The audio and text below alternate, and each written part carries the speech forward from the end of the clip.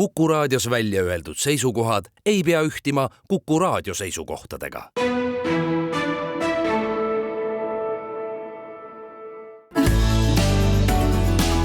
Keskpäevatund.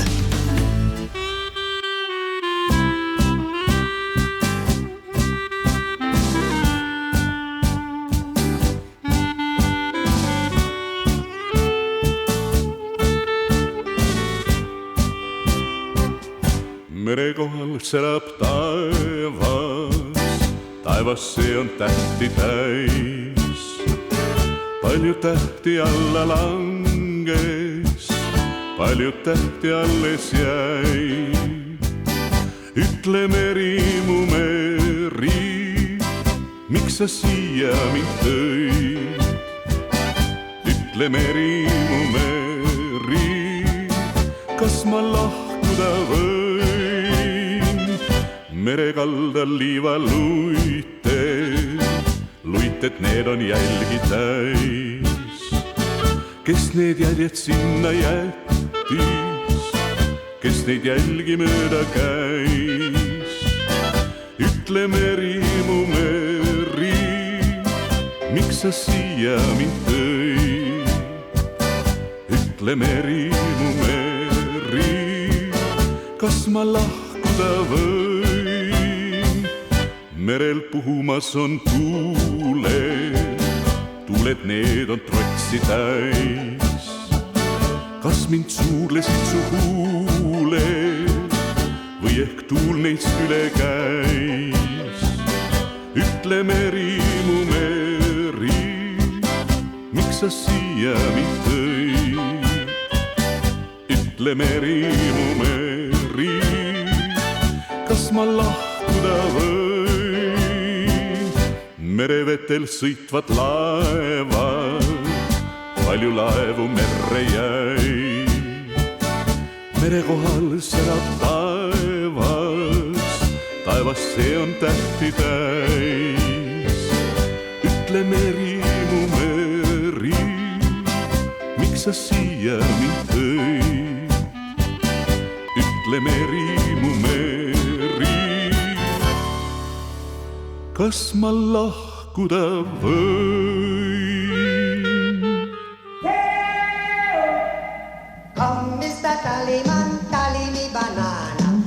Uudiseid koduvabariigist.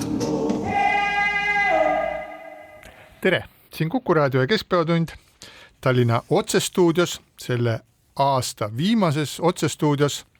Peeter Kappel, Ainar Ruussaar ja Priit Hõbemägi hetk tagasi liikusid läbi ka kuulus Kuku Raadio legend, aga kahjuks hüppas jälle uksest välja ja me ei saanud teda oma saatesse meelitada. Aga eks ta kuulab meid. Kuulasime Vellu Orumetsa laulu. Tema laulis, aga Albert Uustulnd oli kirjutanud Meri, mu meri, ja meri on see, mis on kõigil inimestel, ilmselt Eesti inimestel praegu keelel ja meelel, sellepärast et kolmapäeval pärast keskpäeva katkes Eestit ja Soomet ühendava elektrikaabli Estlink 2 vool. Eestis jäi elektrit jälle vähemaks ja ei läinudki kuigi palju aega, tegelikult ainult umbes 12 tundi, kui öösel kella 1 paiku laskusid 2 helikopterilt ühele laevale, mis sõitis mööda Soome lahte, Soome eriüksuslased ja piirivalvurid ja pidasid selle laeva kinni. Tegu oli Vene varilaevastikku kuuluva laevaga Eagle S ja seda hoitakse praegu Soomes kinni. Nüüd võib-olla mõni mõtleb, et kui neid kaableid ja ka gaasiühendust Eesti vahel on katkenud varemgi, et mispärast siis nüüd korraga nii kiiresti suudeti reageerida, siis selle taustaks on tõsiasi, et soomlased said väga hästi aru, et laeval oli veel pool tundi liikuda ja seejärel tõenäoliselt oleks katkenud ka Estlink 1 ja seejärel Eestit ja Soomet ühendav gaasitoru Baltic Connector. Ehk üks ainus laev oleks tõmmanud läbi kõik olulisemad elektri- ja gaasiühendused Eesti ja Soome vahel, aga see-eest jõudis ta veel purustada umbes 4 erinevat sidekaablit ja sellises olukorras me nüüd praegu oleme. Nojah, parem hilja kui mitte kunagi, tegelikult ikkagi natuke pika vinnaga on olnud need reaktsioonid, sellepärast et neid kaableid on ju lõhutud aastaid ja teada on ka mõned lõhkujad Hiina laevad, eks ole, kes ankruid mööda merepõhja lohistavad, aga nüüd on tõesti soomlased näidanud väga jõulist sekkumist ja meie naaberriikide juhid on kõik suhelnud ka NATO juhiga ja NATO lubab suurendada oma sõjalist kohalolekut Läänemeres, nii et tegelikult see on üks võimas vastusamm, aga tegelikult millele mina hakkasin mõtlema oli see, et aastakümneid tagasi, kui Eesti oli alles noor riik, siis ju räägiti sellest, et kas peaks olema Eesti piir vastu Soome piiri, ehk siis tegelikult see 12 meremiiline ala ulatunuks, kui ei oleks vastupidiseid kokkuleppeid vastu Soome piiri. Praegu on seal 6 meremiiline neutraalsete vete ala. Ehk siis tegelikult ma ei tea, võib-olla peaks uuesti tõstatama selle küsimuse, et kas peab seal olema neutraalvete ala, sellepärast et kui on territoriaalvesi, siis selle kohal on ka territoriaalõhk, mis eeldab vähemalt õhusõidukitelt seda, et keegi lenda välja lülitatud transponderitega või nii edasi ja kõiki laevu saab kontrollida, et võib-olla peaks selle teema uuesti püstitama. No julgeoleku teema ja see, et kui palju ja kas meil on elektrit nii-öelda laiemalt on erakordselt oluline, aga majanduslikus kontekstis on energia hind sisuliselt ikkagi üks olulisemaid sisendeid, mis üldse olla saab, kui mitte kõige olulisem. Võib-olla kuskil seal teisel-kolmandal kohal kõige olulisem on krediidiressurss ja siis tuleb tööjõud ja siis energia. Energia ja tööjõudu loomulikult on võimalik omavahel ka nende kohtade kontekstis ära vahetada. Aga kui me mõtleme Eesti majandusele ja Eesti majandusele praegu selle olukorrale, siis tõepoolest selline tegevus teeb haiget. See teeb haiget sellepärast, et see muudab energia hinna potentsiaalselt meie jaoks jällegi kallimaks. Ja kui me nüüd vaatame kogu aeg neid kaarte, mis näitab, et milline on energia hind meil ja milline on see näiteks meie peamiste ekspordipartnerite juures ja kui me kogu aeg näeme, et energia hind on meil kallim, siis see tegelikult närib päris korralikult meie konkurentsivõime kallal. Paraku küll jah, et Eestis on olnud neid teateid juba ja Eesti Energia esindajad on öelnud seda, et Estlinki purunemine või purustamine toob kaasa elektri hinna kallinemise umbes 10%. Nüüd lugesin siis hommikul Ilmar Raagi põhjalikku analüüsi kogu selle olukorra kohta ja nüüd ma saan aru, et selline üldine konsensus on hetkel selline välja kujunenud, et see laev, mis purustas siis elektrikaabli, et see kuulub Vene varilaevastikku, et see on üks igavene vana auklik pann, mis on registreeritud tonti jääb kuhu, mille omanikud just nagu on kuskil mingisugust Cooki saartel ja firma registreeritud Dubai luksushotelli, tegelikult oli teada, kellele see kuulub, seal peal on 35 000 tonni siis tavalist bensiini, mis sisaldab pliid ja selle üks eesmärk oligi siis purustada neid elektrikaableid ehk jätkata siis seda sama trollimist, mida viimase aasta jooksul, see on 3. kord siis viimase aasta jooksul, mis nende kommunikatsioonidega Eesti ja Soome vahel on tehtud, ehk me mäletame, olid siis New Polar Bear, mis viis ühe ühenduse ja seejärel oli Inpeng 3, mis viis teised ühendused ja nüüd oli siis 3. katse, et ka riigijuhid, Soome ja Eesti riigijuhid on öelnud, et need 3, see, et taoline asi juhtub 3 korda ühe aasta jooksul, et see ei ole mingisugune juhus, et see näitab nagu teadlikku saboteerimist, seda, mida siis Ilmar Raak ütles, oli selgelt, et sellised tegevuse eesmärk on ühelt poolt kahtlemata vaadata, et kuidas siis rannikuriigid reageerivad, kuidas reageerib NATO, aga üks olulisi asju on siis see, et lükata üles energia hinda ja tekitada nii-öelda inimeste pahameelt ja sellist protesti valitsuse vastu ja kui ma nüüd seda seda lugesin, siis ma sain aru, et Eesti Energia esindaja, keda ma nimepidi ei hakka nimetama, tegi täpselt seda sama, mida Kremli siis playbook ette nägi, ehk vaevalt 2 ööpäeva pärast seda, kui elektriühendus muutus väiksemaks, ehk Estlink katkestati, teatas ta rõõmsalt, et see tegevus tõstab energia hinda Eestis umbes 10% võrra ja siis teatas ta midagi taolist, mis mind pani tõeliselt nagu hämmastuma, ütles, et me muudame hindu ja me muudame ka fikseeritud pakettide hindu ja ma tahaks Eesti Energialt küsida, et mis F-tähega sõna siia vahele tähendab see, me muudame fikseeritud paketi hindu. Kas fikseeritud paketi hind ei ole mitte, mõte ei ole mitte selles, et see on fikseeritud ja seda ei saa muuta või lihtsalt saan ma maailma asjadest täiesti valesti aru? No taust on ka see ju tegelikult, et veebruarist natuke rohkem kui 6 aja pärast Balti riigid ühendavad ennast lõplikult lahti Venemaa energiasüsteemist ja see kindlasti on Venemaale võib-olla mitte niivõrd majanduslik, kuivõrd poliitiline argument, aga sinu poolt viidatud avaldusi on ju teisigi.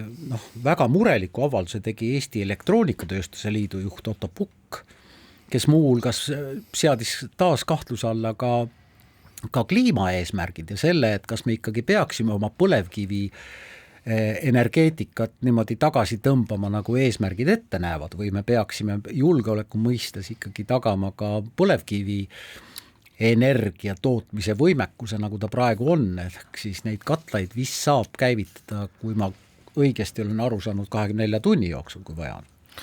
No ilmselt see põlevkivi teema muutub üha akuutsemaks, sellepärast, et kui ühel hetkel on valik, et kas elektrit on või ei ole, siis tuleb see põlevkivi nagu selgelt mängu, aga küsimus jääb põlevkivi energia puhul ju lõppude lõpuks olema hinnas ja siin on varustuskindluseks, aga kui see hind on absurdselt kõrge, siis absurdselt kõrge hinnaga esiteks ei saa muna praadida, aga teiseks ei saa tööstusettevõtte sisuliselt funktsioneerida. Nii et see hinna küsimus jääb ülesse ja ma ei ole näinud, et keegi seda oleks antud kontekstis adresseerinud. On erinevaid seisukohti, on sotsiaalmeedias ja nii-öelda pärismeedias, nagu just Otto Pukki mainitud sai, aga see hinna küsimus on jäänud veidikene tahaplaanile, aga samas on see erakordselt oluline küsimus ja tõepoolest antud kontekstis tekib selline väikene mõte, et kas tõepoolest sellises olukorras, kus meid hübriidselt rünnatakse või mõni võib öelda, et me oleme hübriidselt sõjas, et kas siis tõesti on rohelisus nagu maailma kõige tähtsam asi. Et see loosung, mis võib-olla 2018 veel väga hästi lendas, et kõige tähtsam on rohepööre, tänases maailmas kahjuks, just nimelt kahjuks ja isegi minu meelest kahjuks tänasel päeval enam ei lenda. Nojah, Ameerika Ühendriikide peagi ametisse asuv president on ka otsesõnu öelnud, et tema ei näe selles võimalust. No ükskõik millisel viisil vaadata, siis inimestel on üldiselt soe tuba ja hea ninaesine oluliselt tähtsam kui mingisugused sellised suured ja paraku enamusel elanikkonnast abstraktsevõitu eesmärgid ja poliitikad, mis muudavad nende elustandardit vahetult halvemaks. Aga kliimaaktivistid ütlevad, Peeter, vaata aknast välja, need on meie jõulud. Kliimaaktivistid on, ütleme, osa neist kindlasti ajab õiget asja ja teeb seda südamega, aga kui me nüüd mõtleme sellisele huvitavale nähtusele nagu demokraatia, siis kliimaaktivistid paraku ei moodusta eriti suurt osa nii-öelda valijatest ja tõepoolest nende narratiiv on tänases ühiskonnas siiamaani selgelt nii-öelda paremini ja jõulisemalt esitatud, kui nii-öelda nende proportsioon ühiskonnast seda tegelikult võimaldaks. Ja aga neid, kes ütlevad, et kus vanasti olid ikka talved ja vanasti olid ikka jõulud, on ju üha rohkem. Jah, aga nüüd, kui täpselt sellelt inimeselt küsida, kes ütleb, et kus vanasti olid talved, ma arvan, et ma olen ise üks nendest inimestest, kui ta käest küsida, et ma utreerisin. Mis ta arvab sellest näiteks, et toasoe võiks olla veel poole kallim või bensiiniliiter võiks maksta 12 €, nagu siin professionaalne aktivist mainis, et see olevat siis väidetavat kulu, et kui talle nagu esitada ka see teine pool, siis talle võib-olla see ilm õues nagu nii õudne enam ei tundugi. Jaa, et siin oli mitu teemat, millest me puudutasime, aga siis nagu ma hüppasin mööda, et üks oli see mereõiguse muutmine ja nende tsoonide muutmine, millest sa Ainar rääkisid. Siis nii nagu ma olen aru saanud ja olles lugenud nende erinevat nii vanema põlve kui noorema põlve mereõiguse ekspertide arvamusi, on mereõiguse muutmine erakordselt keeruline, et kuna me siin jagame seda Läänemerd 9 riigiga, nende hulgas on paraku on siis ka Venemaa nende hulgas, siis selliste suurte otsuste tegemine, neid otsuseid teha ilma kõigi osalisteta on väga keeruline ja on väga vaevaline.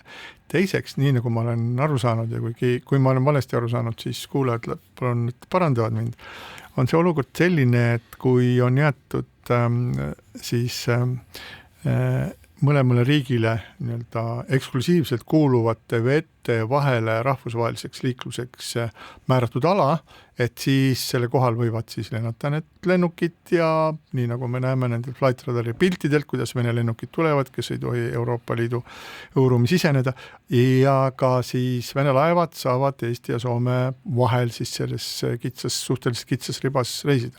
Aga kui Eesti ja Soome nihutaksid oma veed kokku, siis tekiks olukord, kus Vene laevastik või Vene laevad ei pea jälgima seda kitsast riba, vaid võivad liikuda ükskõik millises osas, et seda merd nagu päriselt nagu kinni panna ei saa. Jah, seal vist tuleb küll maksta mingisugust tasu, aga see on... Ühesõnaga, ka point ongi selleks, et hoida siis neid meile ebameeldivad Vene laevu kuskil seal Soome lahe keskel. Ja lennukeid. Selleks peab olema seal mingisugune riba, kus nad saavad nagu liikuda, kui seda riba seal ei ole, siis nad võivad makstes või mitte ühesõnaga töllerdada siin liiga palju igasugustes kohtades, mis ei oleks nagu väga tore, aga et ühesõnaga, et see mereõiguse asi nii kerge ei ole. Põlevkivi teema osas me oleme siin nagu, ma arvan ise, ma olen 10 kordi öelnud, et kui tagumik külmetab, siis kütame põlevkiviga nii palju, kuni seda maa sees on. Siin lihtsalt ei ole mingisugust teist varianti.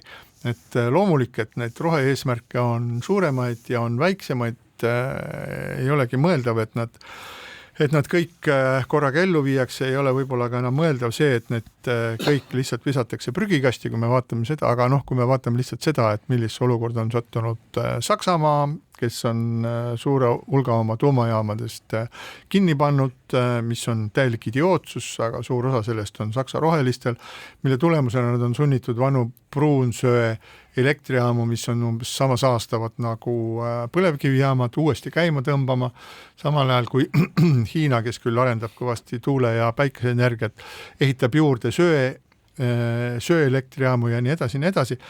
Et selge on see, et ka selle rohelise tehnoloogia puhul on terve mõistus on kõige parem abiline ja tõsi on see, et Eesti põlevkivijaamad on enamuses on vanad ja sellise viletsa tervise juures. Igal juhul on see meie tugevuse varu ja me näeme, et mida jälgimaks muutub Venemaa tegevus, seda olulisem on see, et me saame ka selle põlevkiviga kütta, nagu öeldakse, kui tagumik külmetab, siis on põlevkivi kõige parem sõber tühja nendest CO2 kvootidest ja küllap nende kvootidega sellisel puhul ka midagi juba ette võetakse. Jah, lihtsalt ütleme võimalikult kõrgelt tasandilt see küsimus minu arvates on veel jätkuvalt õhus, et mis sellest hinnast saab. Ma olen täiesti nõus, et ilmselt tõesti, kui tagumik külmetama hakkab ja elektrit justkui hakkab puudu jääma, aga meil lõppude lõpuks riigi eksistentsi seisukohalt on oluline ikkagi ka see, et meil oleks toimiv majandus. Et keegi peab lõppude lõpuks selle maksutulu ka genereerima ja inimestel peab tööd ka olema, et ikkagi tahaks kuulda nüüd lähiajal, et kui me võtame põlevkivi kasutusele mingisuguses kriisiolukorras, et milliseks siis see elektri hind kujuneb? No jaa, aga see kõik, mis me siin oleme rääkinud, ei tähenda seda, et ma loodan, et te olete nõus, et me oleme kuidagi keskkonnaeesmärkide või rohepöörde vastased, kindlasti mitte. Lihtsalt aeg-ajalt tundub, et see on võtnud sellise natuke utoopilise pöörde ja kordan, väga paljud ettevõtjad on ju öelnud, et need seatud kliimaeesmärgid aastani 2030 on kas väga kallid või väga raskelt täidetavad. Et võib-olla peaks need kliimaeesmärgid üle vaatama ja seda ei tule teha mitte Tallinnas, seda tuleb teha ju tegelikult Brüsselis ja Strasbourgis, kus need kliimaeesmärgid on seatud Euroopa Liidul.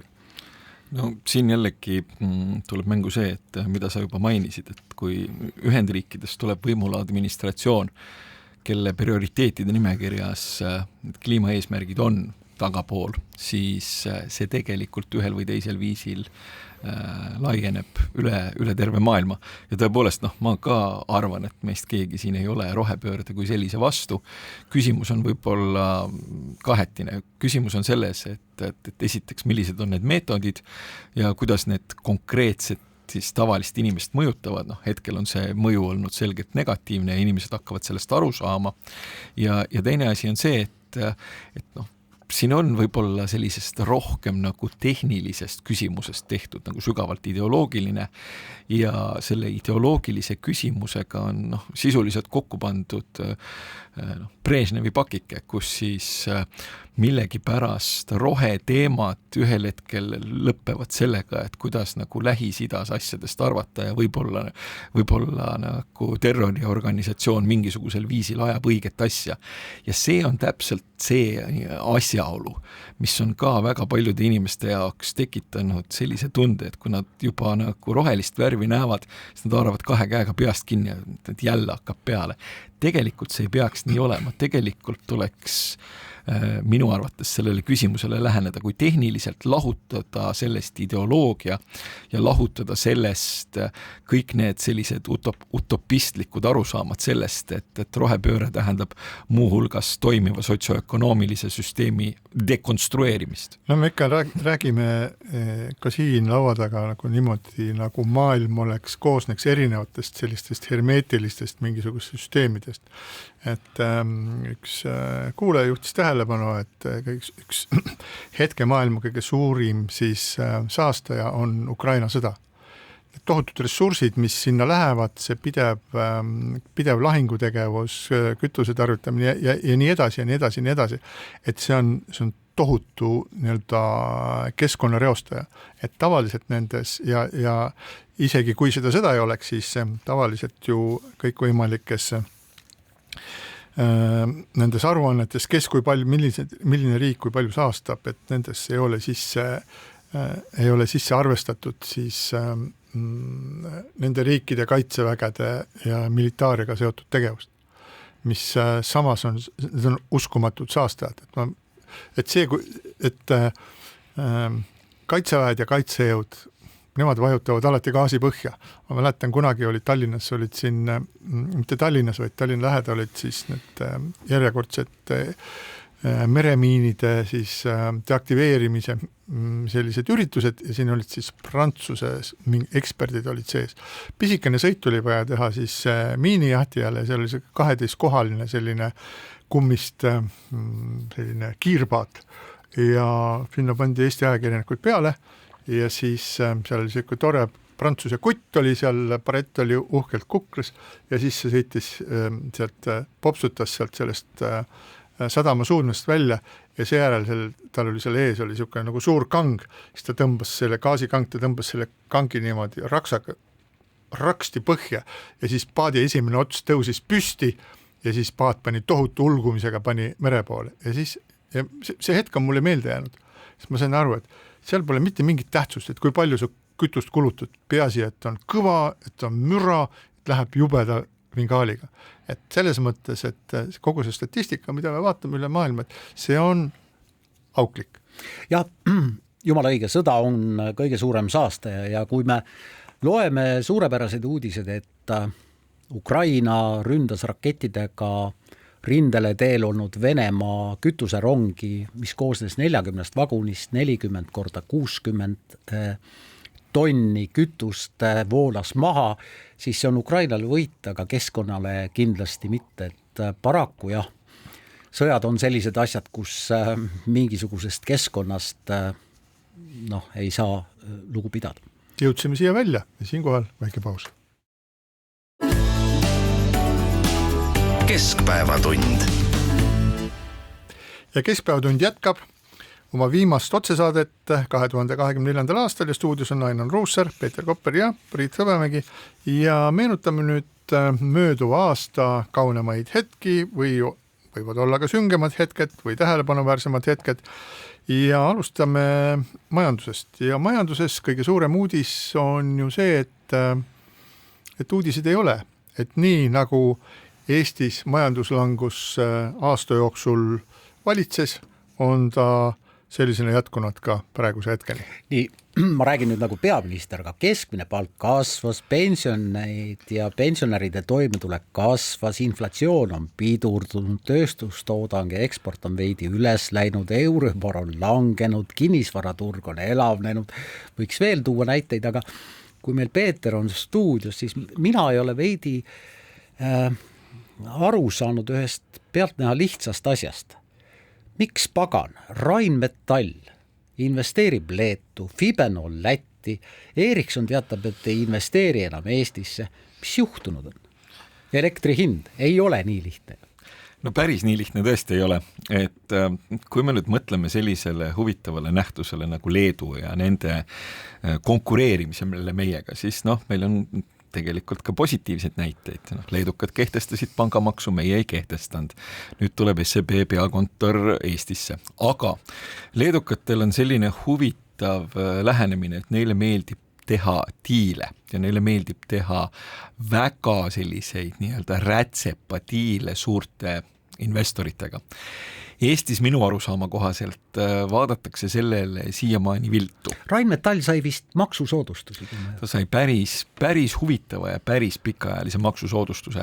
Loomulikult võib öelda ka seda, et äkki Leedu on võib-olla sellisele Kesk-Euroopale ja Saksamaale lähemal kui meie, aga leedukatele meeldib teha diile, et see on üks aspekt. Teine aspekt on muidugi see, et kui me nüüd hakkame mõtlema meile kui sellisele nii-öelda investeeringute sihtmärgile, siis neid välisinvesteeringuid tegelikult ikkagi tasapisi tuleb ja neid tuleb Kesk- ja Ida-Euroopast ja Kesk-Ida-Euroopast võib-olla natukene sellepärast, et sellest meie keskkonnast ja meie geopoliitilisest asukohast saadakse paremini aru.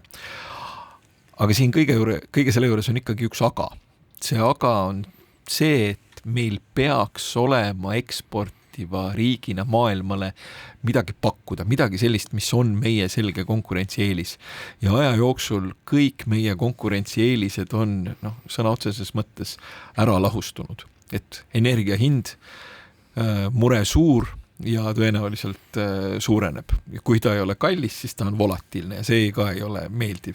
Ja kui ta on volatiilne ja ka fikseeritud paketid ühel hetkel osutuvad olevat mitte nii fikseeritud, selgelt ebameeldiv. Tööjõud väheneb, vananeb ja kipub tahtma üha rohkem palka. Nagu sa mainisid, kui sa oleks peaminister, eks ole, et siis keskmine palk kasvab. Tööjõudu piisavalt ei ole. Mis meil siis on? Mis see meie kriitiline edutegur on? Kui nüüd enam-vähem minna õpikust vaatama, et mis see kriitiline edutegur olla võib, et siis jäävad üle põhimõtteliselt ainult toormed ja soodne äritegemise keskkond. Toormetega meil on nii nagu on ja soodne äritegemise keskkond, andke andeks, küsige ettevõtjate käest, küsige töötleva tööstuse käest, küsige toiduaine tootjate käest. Kõik põhimõtteliselt vinguvad nii, et on vingutud ja nad vinguvad tegelikult asja pärast ja selle kohta võibki öelda, et meil on riik saanud nii valmis, et sellist vaba ja pehmet ettevõtlikkust kiputakse veidikene lämmatama, ehk siis meil on selgelt vaja paremat, vabamat ja oluliselt nii-öelda pehmemate raamidega äritegemise keskkonda, et üldse midagi paremaks saaks minna. Ja täiesti õige, aga ega seda valitsus teab suurepäraselt. Mul on selline esitlus, mille nimi on Vabariigi valitsuse poolt toodetud, selle nimi on Kindlus kasvuks, Reformierakonna, Sotsiaaldemokraatide Eesti 200 valitsuse prioriteedid aastateks 2024, mis nüüd kohe lõpeb kuni 2027. Ja kui ma vaatan siit sellist lõiku, mille nimi on majanduse konkurentsivõime, siis selle esimene punkt on selline, seame majanduse konkurentsivõime esimeste prioriteetide hulka ja nüüd tuleb. Meil tuleb taastada oma tugevused, ettevõtluskeskkonna lihtsus ja paindlikkus, ettearvatavus, digitaalsed lahendused. Ettevõtluskeskkonna lihtsus ja paindlikkus, me teame väga hästi, on ammu läinud käest ära, see ongi üks see põhjus, et mis pärast ei suudeta siia tuua või siin kinni pidada siis suuri mingisuguseid investeeringuid, sellepärast et asi on muutunud hullumeelselt bürokraatlikuks, ettearvatavus, siis see teine punkt tähendab seda, et ei ole võimalik ette prognoosida, milline on näiteks elektrienergia hind, muud sisendite hinnad, see võib olla täna nii, täna teisiti fikseeritud pakett, täna on fikseeritud, homme ei ole fikseeritud. Ja digitaalsed lahendused, me oleme näinud digitaalsete lahenduste rakendamist riiklikult tasandil, kuidas Haridus- ja Teadusministeerium korraldab kooliõpilastele siis eksameid ja midagi jookseb iga kord kinni või teeb seda sama siis mõni muu ministeerium, teeb mingit ahjutoetust ja see läheb umbe ja poole aastaga ei suudeta seda korda teha. Ehk need 3 põhilist aspekti, mida väga hästi siis valitsus teab, ettevõtluskeskkonna lihtsus ja paindlikkus, ettearvatus, digitaalsed lahendused on meil käest ära läinud ja kõigepealt tuleb hakata neid nagu taastama, mitte ei ole võimalik hüpata nagu trepist üles 3 sammu. Kas sellel dokumendil, mis sul lahti on, kas seal mingisugune kuupäev ka on? Kui selle kuupäeva, kui see, ütleme, see kuupäev on näiteks, oletame juba mõni aeg tagasi, siis on nagu keegi ei ole seda kehtetuks kuulutanud.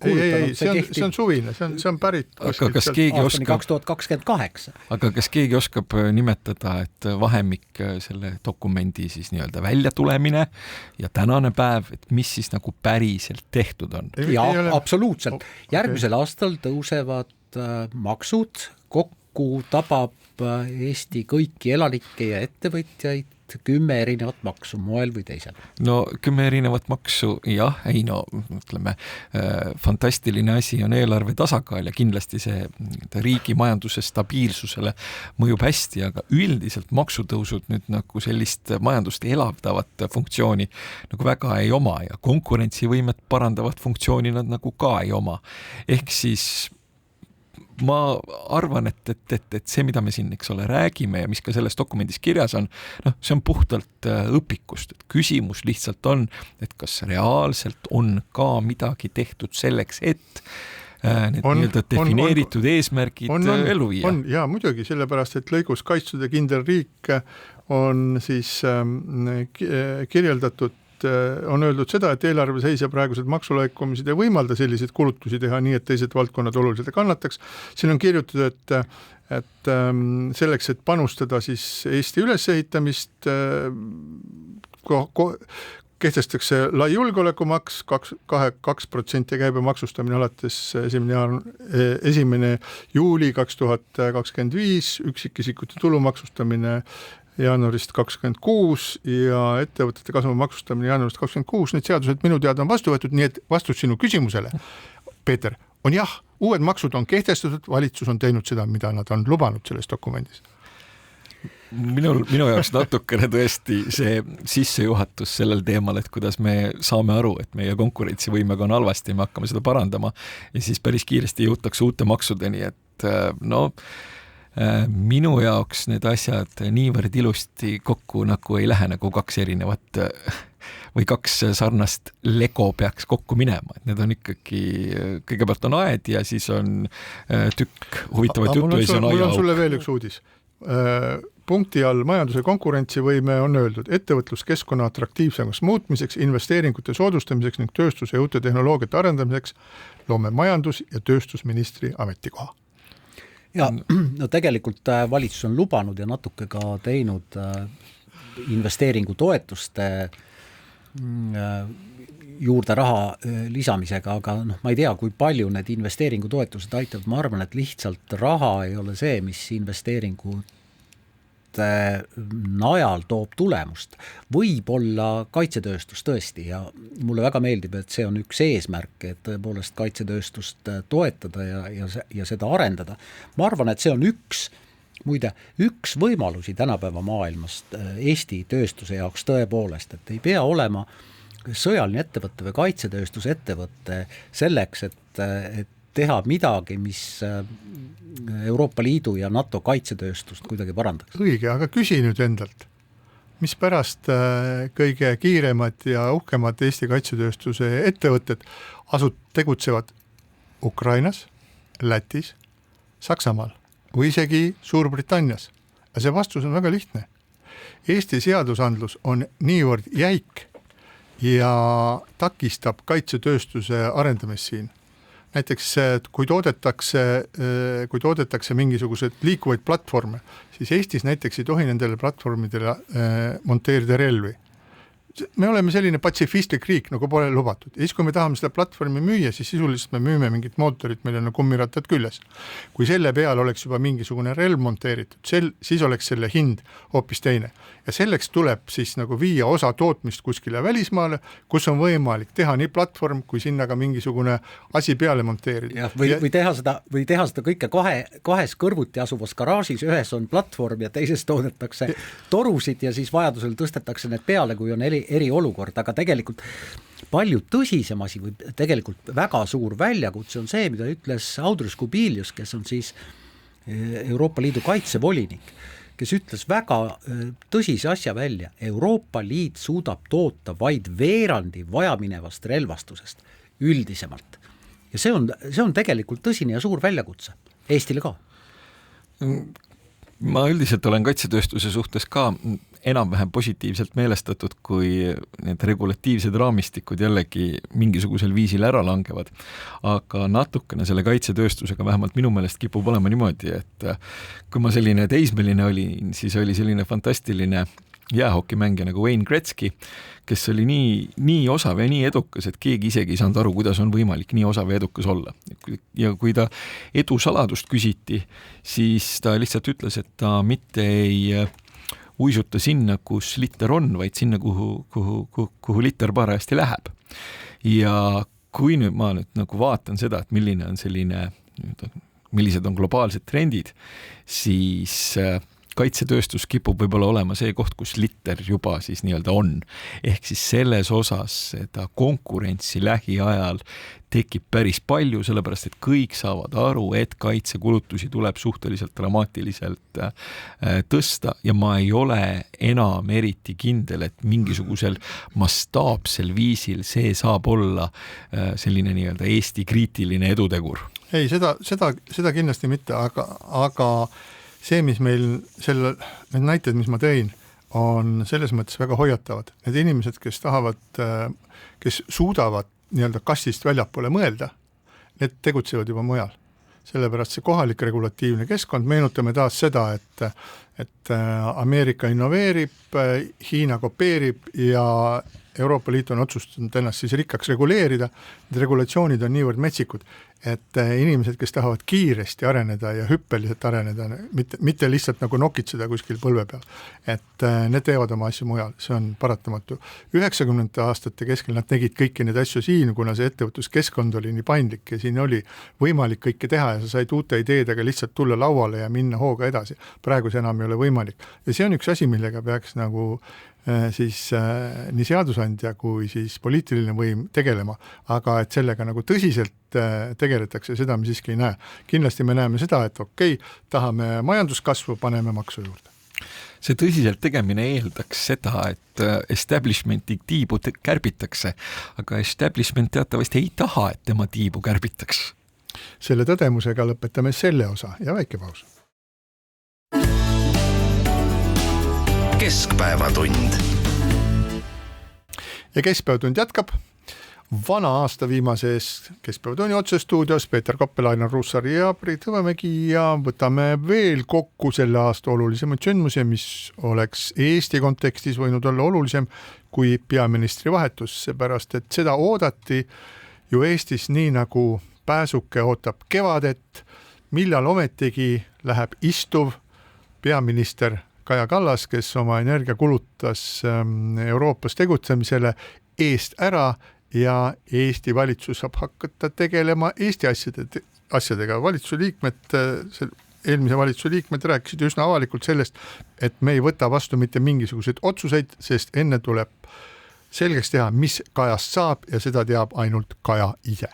Nojah, valitsuse vahetus ja valitsusjuhi vahetus ja mõnede ministrite vahetus on toimunud, aga tegelikult on mingisugune stabiilsuse märk, kui vaadata viimase või lõppeva aasta erakondade toetusuuringuid, siis Isamaa on selgelt esimene opositsioonierakond ja opositsioon omavahel just väga suurt koostööd põhimõttelistes küsimustes ei tee. Reformierakond on teine ja kolmandat kohta on siis aasta jooksul jaganud erinevad parteid, aga opositsiooni Isamaa jah, tõepoolest on olnud rohkem kui aasta number 1 toetuselt partei. On suhteliselt loogiline, et opositsioonierakond on toetuselt kõige suurem. Aga mitte EKRE, aga mitte Keskerakond. Jah, sellepärast, et kui me mõtleme EKRE-t või Keskerakonda, siis nendel mõlemal võib-olla on mingisugusel viisil sellist paljude inimeste jaoks teatud mõttes halba lõhna küljes, aga Isamaa kipub olema selline pigem parketikõlbulik.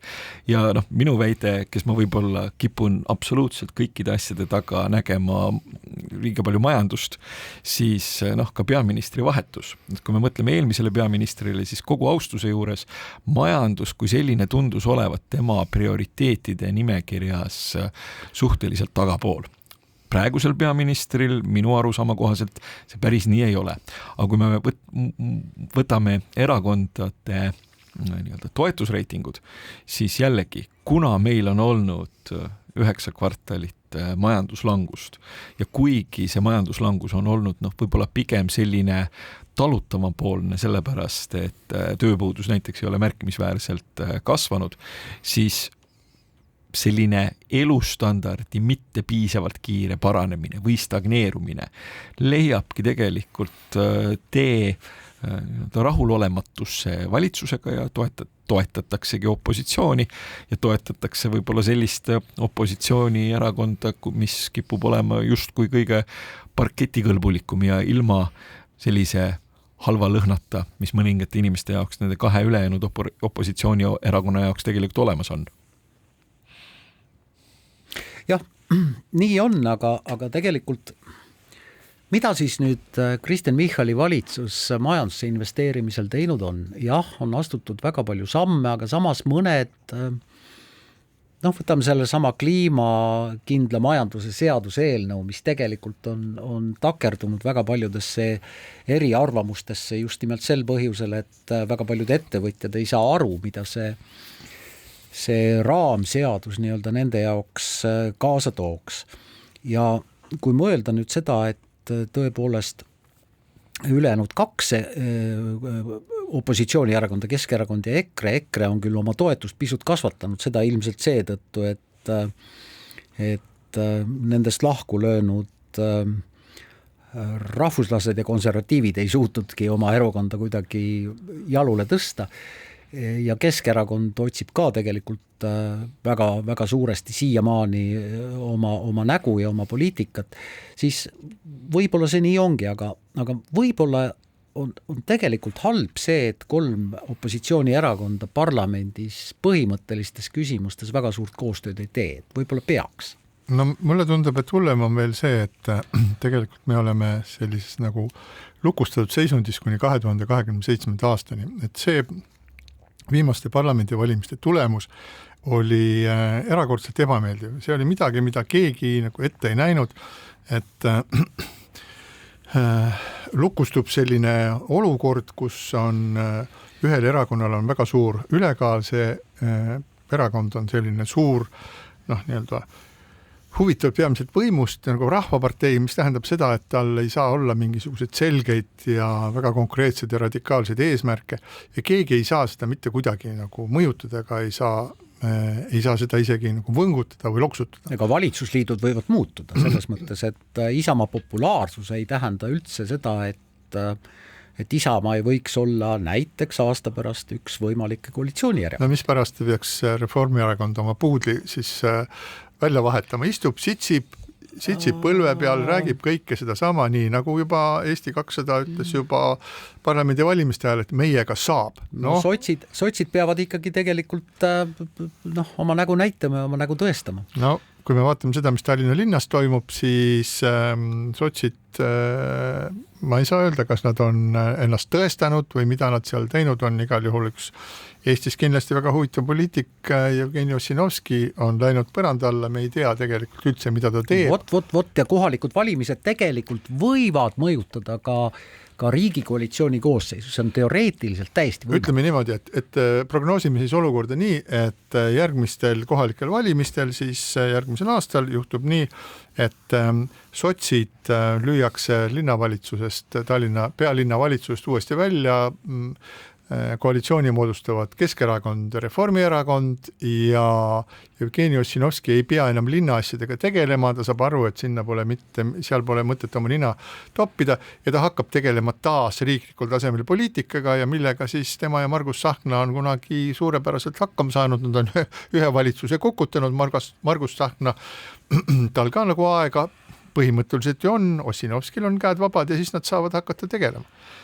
No ma olen suhteliselt veendunud, et praegu sisuliselt ainuvõimu nautiv erakond ikkagi vaatab ka seda, et miks kõige tugevam opositsioonipartei on nii tugev ja nagu ma ennist väitsin, et see tuleneb ikkagi veidikene nii-öelda majandusküsimustest ja sellest, kuidas inimesed oma elustandardi dünaamikat tajuvad. Et sellest võiks eeldada, et nad pööravad võib-olla ka majandusele senisest rohkem tähelepanu ja võib-olla ideaalis liiguvad rohkem sellise maailmavaateliselt võib-olla sinna klassikalise liberalismi suunas majanduse osas, sellepärast et see paistab olevat justkui mingisugune selline asi, mis inimestele võiks meeldida, kui vaadata praegust Isamaa toetust. Ja siinkohal paneme oma tänasele saatele punkti. Täname teid kuulamast, oleme aasta otsa meeldivalt teiega siin laupäeviti vestelnud ja jätkame seda uuel aastal. Soovime kõigile väga head vana aasta lõppu, veel paremat uue algust. Loodame, et uus aasta toob meile midagi sellist, mis on tore ja mis meeldib kõigile. Loodame, et sõda Ukrainas saab sellise lahenduse, et Venemaa saab valusalt mööda nina ja ukrainlased saavad oma riiki uuesti üles ehitama hakata. Lõpetame siin ja kohtume taas järgmisel aastal. Keskpäevatund.